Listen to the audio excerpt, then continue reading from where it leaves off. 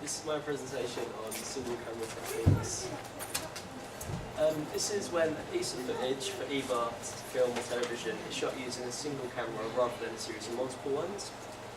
There's several advantages of doing this. Yeah, it's cheaper, quicker and easier, meaning the budget and time taken can be smaller. It requires a smaller crew and it makes the shot feel more real, like the audience is really part of the action. Extreme wide shot. This is used in films as an establishing shot, showing where the action is going to take place. A lot of the time the actual characters aren't visible, but it helps set the scene before moving on. Very wide shot. The subjects are visible, but only a little bit. The main purpose is to place the characters in their environment and show where they are. Wide shot. Most, if not all, of the character is visible. However, it's still about placing them in their setting, but you can usually see most of them, like the whole body. Mid shot. Part of the subject is shown, usually from the waist up. And another example of this is the cowboy shot. Medium close-up. This is halfway between a mid-shot and a close-up, and it allows the viewer to see the face, but it's still focused on the body as well. But it's enough so that you can see emotion in their face. A close-up shot. This allows you to see the subject in greater detail, with a certain feature or part of the subject taking up the entire frame, usually focusing on the face. Extreme close-up. This shows extreme detail and can express the emotions of the subject, often used in horror or thriller films to show that they're scared. Cutting. This is used to focus on a particular part of the subject. This can help to add extra information, or sometimes it just sort of helps the shot flow more. Cutaway. This is when the camera cuts away to a shot of something other than the main subject, like it could cut from someone and then show the person they're talking about or thinking about.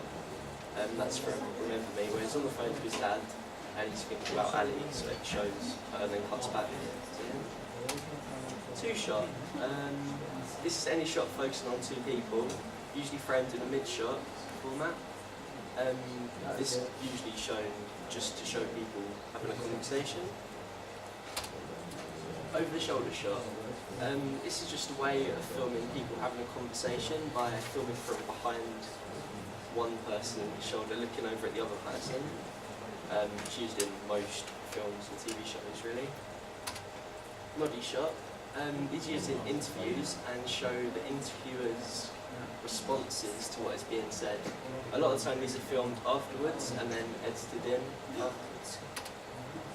Point of view shots. This allows the viewer to see things from the character's perspective. It helps to make a connection with the viewer. Weather shot. Any shot where the main focus is the weather. This can be done for a variety of reasons.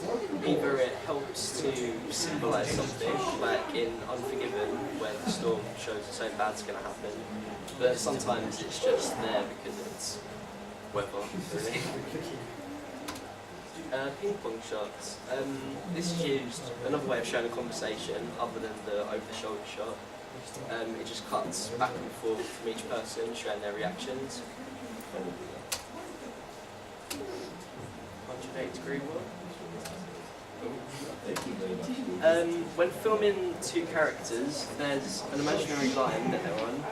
You can film on one side, and it looks okay, but if you cross the line, it can make the shot look confusing because the people switch and it can confuse the eye. Camera angles. This means where the camera is in relation to the subject and the effect it has on the look in the film. Now I'm going to explain several different ones. Eye level. This is the most commonly used and it sort of creates a natural, realistic look, just like real life, just sort of looking at someone in a normal sense. High angle, filming from above basically. This can be used for a variety of different reasons. It can make the subject look weak or powerless or small, but it can also be used to show the size of the set if you've got a big set. Low angle, filming from a low angle, looking up at the character can make them seem more powerful or dominant, but It can also be used to make them seem emotional or sad as well. Like in, you probably see it a bit in Remember Me. He's looking up at him, he's looking down at him. Bird's eye view, it shows the scene from above. Helps to get an idea of the setting, I suppose. It's often used in news and sports, really. In sports especially, looking at the stadium from above. Slant is camera angle. Tilts the camera on one side so the horizon is like slanted. Can be done for a dramatic effect, sometimes in choreography films, but also on MTV uses a lot, things like Prince and stuff. It's just a more interesting camera angle. What was the third? This is like a rule with photography and filming, where the scene is like split into 9 sections, just for framing reference really. Like the eyes should be like where the lady's eyes are. It just helps the shot look more balanced, and it like draws your attention to the right bit, so it just looks better. Shots. These are shots that are filmed after the main bit of the filming has been done. There's 2 main types.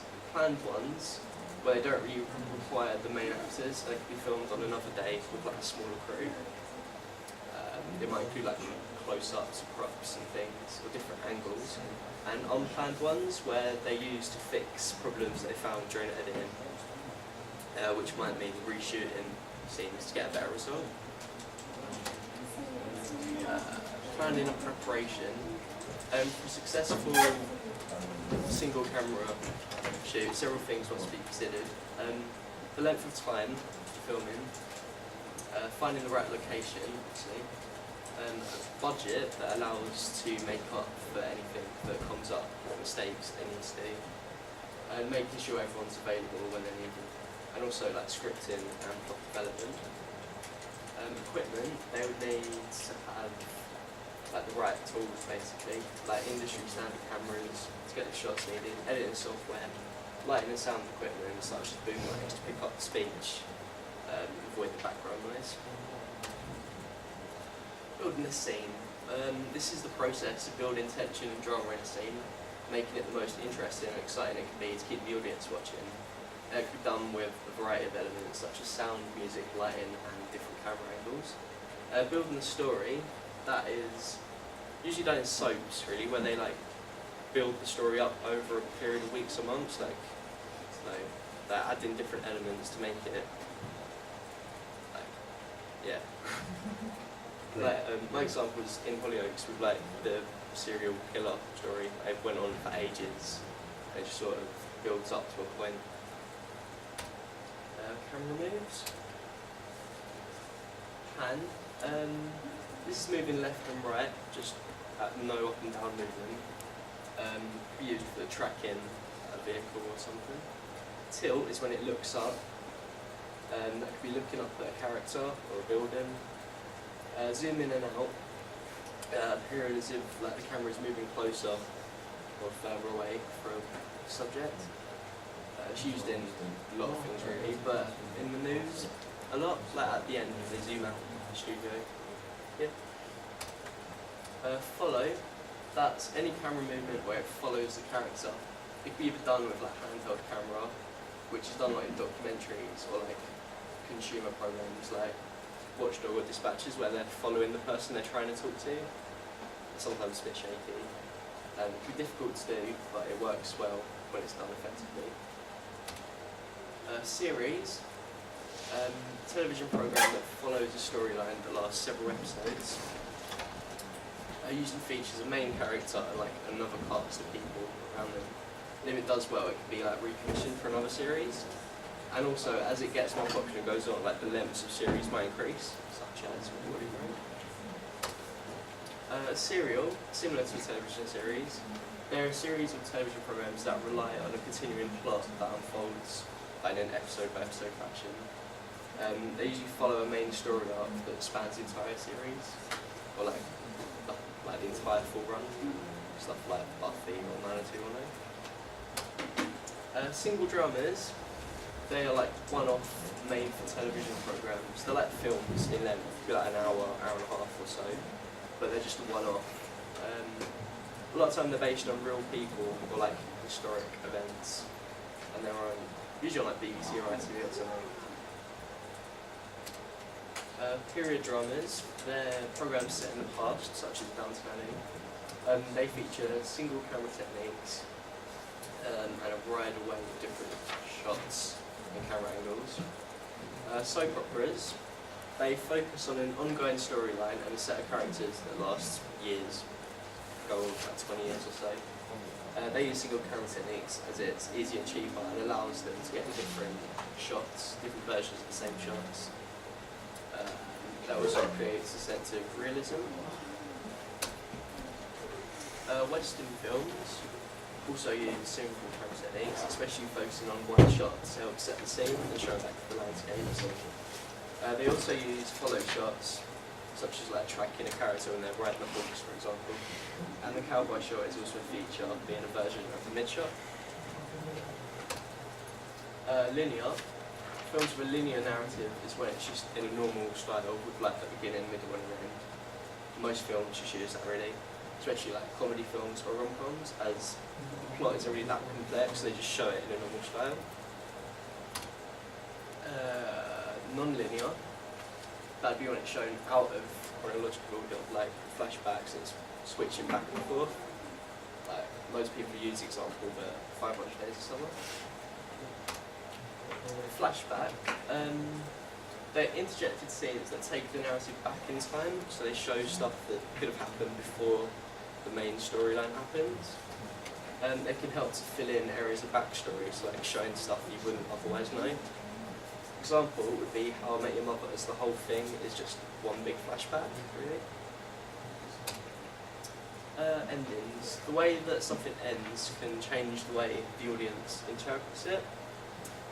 If something's open-ended, it could leave on a cliffhanger or with like stuff still unanswered. A lot of time this is done is if there's going to be a sequel, possibly. But sometimes TV shows just end on an open ending and they don't come back, such as Twin Peaks, and that allows the audience to make up their own interpretation. Closed endings.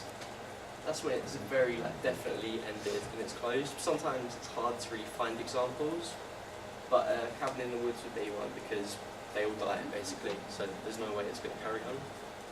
The Dark Knight Rises could be considered a closed ending because it's like the end of Batman's story, but then it's also opening a possibility for continuation, so it's sort of a grey area.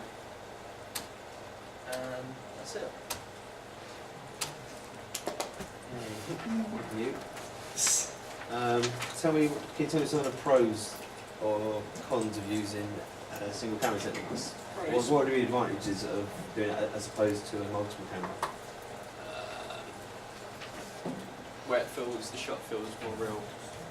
Is that one? Yeah. Cheaper, easier. I think we're going too expensive these days. Yeah. Do you two have anything you want to ask, or are you alright? No. Is that alright? Yeah. Basically, only a couple of things on this. Okay.